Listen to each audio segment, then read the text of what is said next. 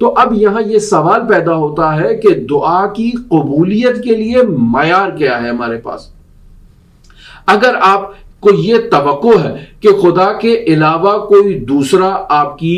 دعا کو قبول کرے گا، آپ کی بات کو سنے گا، آپ کی بات کو اہمیت دے گا، اپنے وجود میں توجہ کرے، اگر آپ کے وجود میں آپ کو ایسا احساس، تو آپ کی دعا قبول نہیں ہوگی۔ ہم پہلے بھی اس مطلب کو آپ کی خدمت میں بیان کر چکے ہیں۔ اگر ہم چاہتے ہیں کہ ہماری دعا قبول ہو تو ہمارے وجود کا خالص ہونا نہایت ضروری ہے۔ اس وجود کا خداوند متعال کے لیے خالص ہونا ضروری ہے۔ اس وجود کا ان افراد کے لیے خالص ہونا ضروری ہے جن افراد کے لیے خداوند متعال نے انسان کو رجوع کرنے کے لیے کہا ہے، اور وہ حضرات اہل بیت علیہم الصلوۃ والسلام ہے۔ اگر اس دل میں خدا بستا ہے اور خدا کی محبت اور اطاعت کی وجہ سے اہل بیت بستے ہیں، تو پھر انسان اپنے دل میں اگر آواز لگائے اپنی حوائج کو پورا کرنے کے لیے، یعنی اپنے دل میں کہے یا الہی میری یہ مشکل ہے تو حل فرما دے، کیوں؟ چونکہ خدا نے مشکل حل کرنی ہے اور کوئی نہیں کر سکتا ہے۔ یا انسان اپنے دل میں کہے کہ یا علی مدد، میری اس مشکل کو حل فرما دے، تو علی نے بھی یہ مدد اللہ کی مدد سے کرنی ہے، علی کے پاس اپنی کوئی مدد نہیں ہے۔ علی نے یہ انسان کی جو مدد کرنی ہے وہ اذن الہی، حکم الہی اور ارادہ الہی سے اس بندے کی مشکل کو حل کرنا ہے۔ یہ واسطہ فیض ہیں اللہ اور بندے کے درمیان، اور اسی نے انہیں واسطہ فیض قرار دیا ہے۔ اگر انسان ان واسطہ فیض کے استقلال کا قائل ہو جائے تو یہ شرک ہے، اور اس کو خداوند متعال ہرگز اپنی بارگاہ میں قبول نہیں کرے گا۔ لہٰذا اگر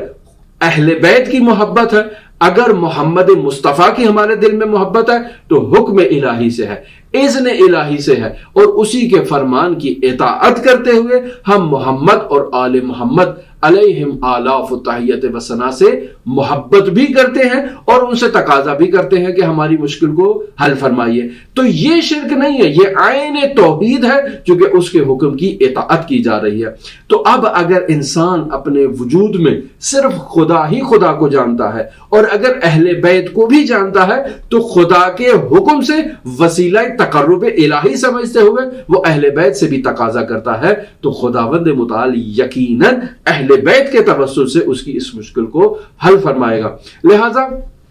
میں ایک حکایت آپ کی خدمت میں نقل کرتا ہوں کہ ایک بت پرست سالوں سال اپنے بت کی عبادت کرتا تھا، اس کی پرستش کرتا تھا، اس کی تزئین و آرائش کرتا تھا، اس کی تمام جو بناؤ سنگھار ہے اس کا خیال رکھتا تھا، مختلف قسم کے اس پر چڑھاوے بھی چڑھایا کرتا تھا۔ لیکن جب اس کو ایک دن کوئی مشکل پیش آئی تو وہ اپنے اس بت کے پاس گیا اور اس سے اپنی مشکل کے حل کرنے کے لیے دعا کی، اور اس سے تقاضا کیا کہ اس کی مشکل کو حل کر دے، لیکن اس کی مشکل حل نہیں ہوئی۔ تو اب اس نے اپنے دل میں یعنی اپنے اندر رجوع کیا کہ میں تو صدیوں سے اس کی جو ہے وہ خدمت کر رہا ہوں، اس کی عبادت کر رہا ہوں، اس کا خیال رکھ رہا ہوں اور اسے اہمیت دے رہا ہوں، جبکہ یہ جو ہے وہ میری مشکل کو حل نہیں کر رہا ہے۔ تو پھر اپنے باطن سے رہنمائی لیتے ہوئے، اپنے یعنی